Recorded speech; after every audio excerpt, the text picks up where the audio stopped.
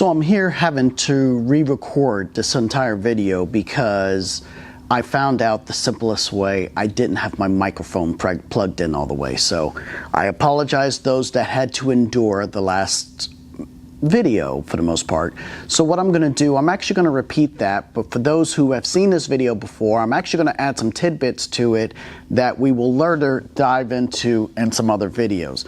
But thank you for letting me know the comments and everything like that. I appreciate it. I apologize for all this incident happening. For those that don't know, I'm sitting here in my garage. This is my man cave and I absolutely love it. It's Sunday now and I'm recording. I'm going to actually record the next 3 videos. So unfortunately for the next 3 videos, we're going to be here in this spot and I'm going to be wearing the same clothes. So please don't worry. I'm just going to record 3 videos at the time to replace the ones that were ruined for the bad mic. So on this episode, I wanted to discuss basically celebrities who have gotten carjacked or had their cars stolen here in Atlanta in the past couple of weeks or even a month or so. I don't want to say Atlanta's getting bad, but it is very difficult. And if you haven't heard, Ludacris, of being one of the people, had his Mercedes S63 stolen last week. It was his fault, of course, because he went to the ATM machine and he either left the car running or he left the keys in the cup holder right there. And of course, you never know who's watching you. Someone jumped in the car and stole it. Since he had his iPad in the back seat, he was able to immediately track it at the same time while calling the police.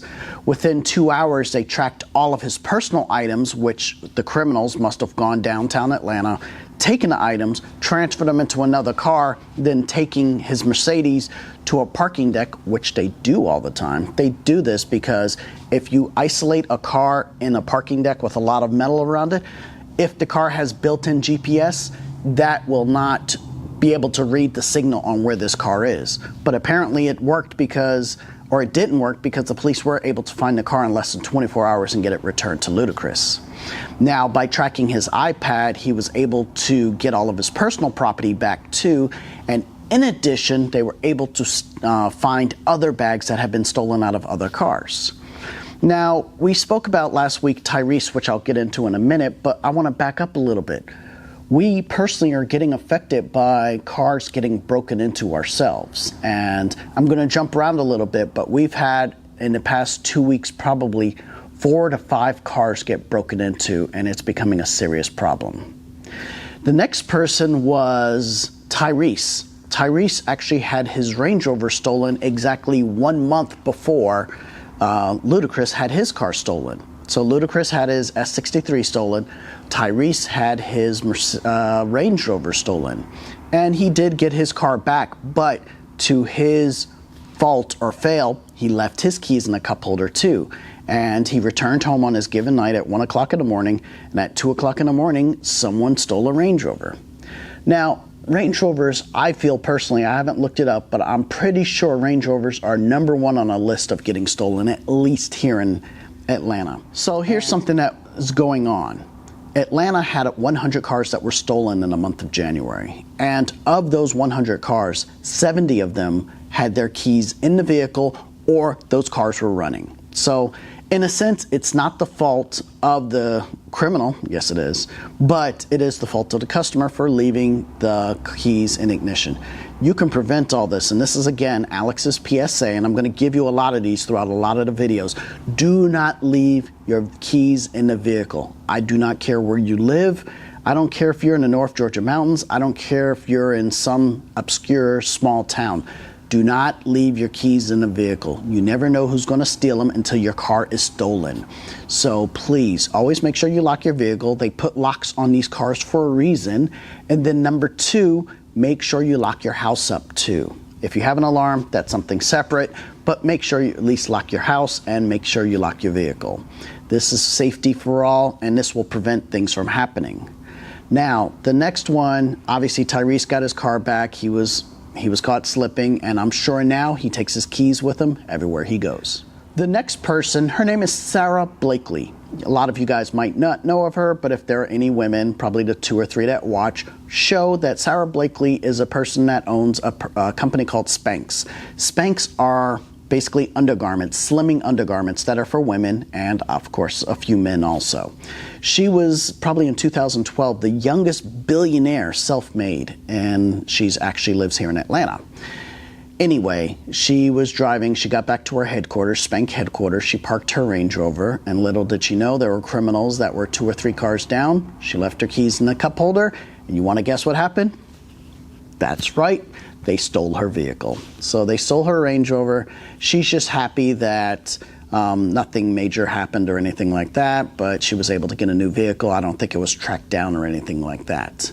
And then what is the latest one? Okay, there's a couple others that happened. So these are the new ones. Today is Sunday. On Thursday, I got a message from Brandon. Thank you very much. Brandon let me know that there was a Lamborghini Urus that was stolen from a valet at gunpoint in Buckhead, and that concerns me. I really don't like that, and we're going to do a whole episode about this, but I really don't like that. That kind of hits home hard, and it turns out that this Lamborghini was found probably the next day in a parking lot abandoned, because it is very high profile when something like that happens. But it really bothers me because a lot of people think, oh, the valet conveniently got held up at gunpoint, must be an inside job. No, this is not an inside job. You see what's happening to Tyrese and Ludacris and Sarah. This is stuff that's going on, and it's not that Atlanta's out of control. You just have to remember, I honestly think COVID has a lot of people who have lost their jobs, and people are just kind of desperate right now. Not that this is an excuse for anything, but this is a major incident of what's going on. And the next couple of people, let's tie that in. Another Lamborghini, completely unrelated, but a Lamborghini Urus belonged to Tiny and T.I. Tiny has a yellow Lamborghini Urus, and for some reason she left it unlocked, and someone broke into the car, or essentially opened up the car door and stole about $750,000 worth of jewelry. Why on earth do you keep $750,000 worth of jewelry in your car? I have no idea. When you're going inside to have lunch with your friends, take the jewelry with you. I'm sure it's in a bag that's only this big. Bring it with you. But they stole her wedding ring, his wedding ring, a whole bunch of watches that were about $100,000 a piece, plus some necklaces and stuff like that. So that stuff never turned up again. But again, $750,000 stolen out of Tiny and T.I.'s Lamborghini Urus. And the final person belongs to a person. Her name is Alexis Sky. A lot of you may not know her, but there's a TV show on VH1 called Love and Hip Hop. And she was driving her Maserati, and she was in Atlanta, and she was at a local gas station. And what happened, she stopped to get air in one of her tires. It showed low pressure, tire pressure, and that happens in colder weather. We can get into science and molecules and all that later, but she stopped to basically fill up her tire. By doing so, she left the car running, and you want to guess what happened? That's right, they stole her car. So they stole her car, all the stuff, and people were upset because she's now this new up-and-coming reality star, and she actually got a lot of people behind her. But these criminals don't stop. They will stop if you stop leaving keys in the car. They will stop if you stop leaving items exposed in the car. They are not going to break into a car if there's nothing in the back seat. They're not going to break into a car or steal a car, because a lot of these cars are digital to the point where you can't hotwire them so quickly.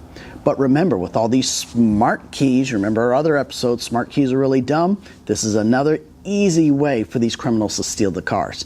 I wish cars were still old school with the blades, and that makes it even more difficult, where you actually had to hotwire the car, and they're not going to sit around and do that. Personally, I think the only thing that's happening right now that is a safety is if you have a 5-speed or 6-speed manual transmission, because a lot of these criminals cannot drive stick shift. So if you do have stick shift, that's probably the best theft deterrent that you have at the moment. But otherwise, you got to be careful out there. Close the gap and make sure these guys cannot get into these cars. They cannot steal the cars. They cannot do all these different things. And trust me, you will be safe. You will not have an issue with stolen cars, and this will help you move forward in the future. So thank you again for watching. I'll see you next time.